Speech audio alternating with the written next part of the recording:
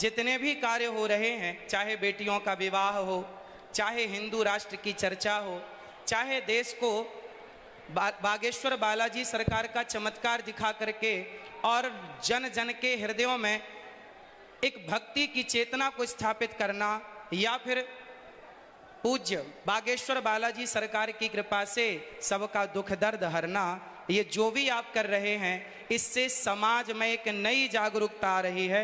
समाज इन शक्तियों को, सोई और खोई हुई शक्तियों को पहचानने लगा कि हमारी शक्ति कितनी विशाल है।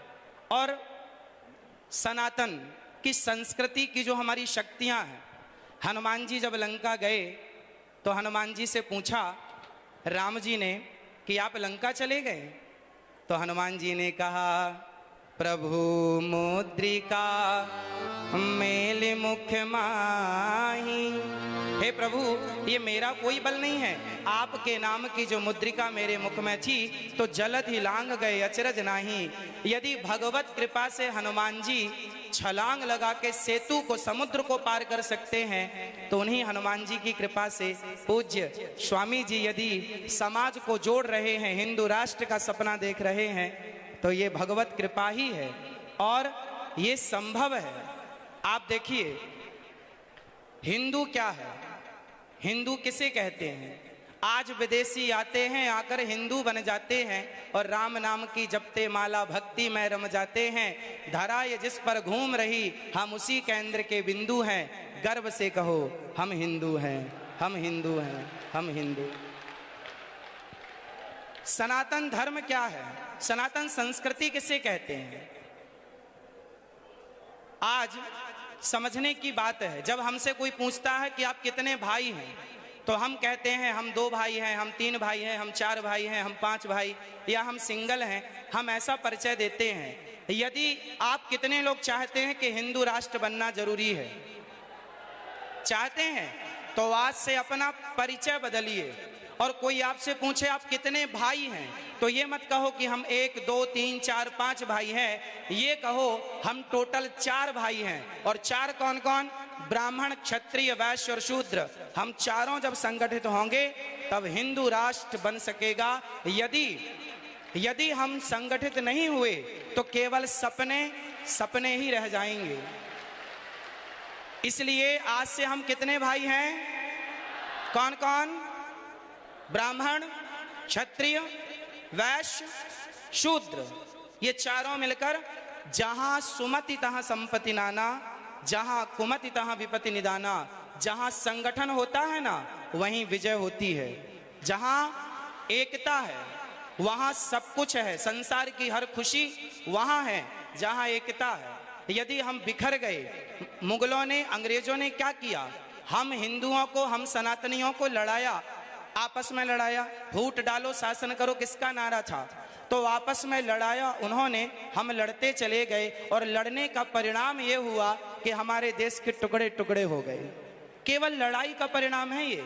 यदि हम संगठित रहते तो क्या मजाल किसी की कि हमारी तरफ कोई आंख उठाकर देख लेता।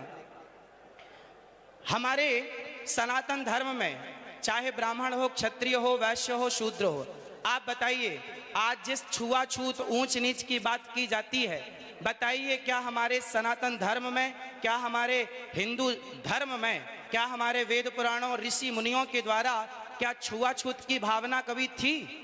यदि छुआछूत होता तो भगवान राम निषाद राज्य को गले ना लगाते। यदि छुआछूत होता तो भगवान राम माता शबरी के बेर ना खाते। इसका मतलब है भगवान और भक्त। हमारे यहाँ तो संत रैदास जी हुए हैं जिनके चरणों को लोगों ने प्रणाम किया है, धो धो करके पिया है, जिनका आज भी ये मुहावरा, ये वाक्य आज भी प्रचलित है कि मन चंगा तो कठौती में गंगा। ऐसे महापुरुषों को हमने अपने हृदय में बिठाकर उनको पूजा है। यदि हमारे यहाँ जातवाद होता, ऊंच नीच होती, तो हम कभी भी ऐसे लोगों को इस रूप में स्वीकार ना करते। इसका मतलब हमारे देश में जातवाद था ही नहीं। ये जातवाद का जहर घोलकर सिर्फ सनातनियों को आपस में लड़ाने का षड्यंत्र किया गया, और जिस षड्यंत्र की चपेट में हम सभी भारतीय आ गए। हमको लड़ाया गया, हमें गलत पढ़ाया गया। जैसे समझिएगा, क्या क्या गलत पढ़ाया गया हम लोगों को? पढ़ाया गया कि हम जब पढ़ते थे ना तो हमें पढ़ाया जाता था गा गणेश का, गा से गणेश। आज पढ़ाया जाता है गा से गधा। जब गा से गधा पढ़ेंगे तो गधा ही होंगे, फिर गणेश वाली बुद्धि कहां से लाओगे? इसलिए अब एक वाक्य देखिए इतिहास से। लोग कहते हैं कि हिंदू धर्म में सती प्रथा थी, राजा राम मोहन राय जी ने इसे बंद किया। ये जो जानकारी है ना, ये अधूरी जानकारी है। हमारे देश में, हमारे वेदों में, पुराणों में, ऋषि मुनियों के द्वारा हमारी संस्कृति में कभी भी सती प्रथा नहीं थी। यदि थी तो वह किस रूप में थी वो समझने की जरूरत है। हमारे यहाँ ऐसा नहीं था कि पति मर गया तो उसे जबरदस्ती चिता में डाल दिया जाए, ऐसा नहीं था।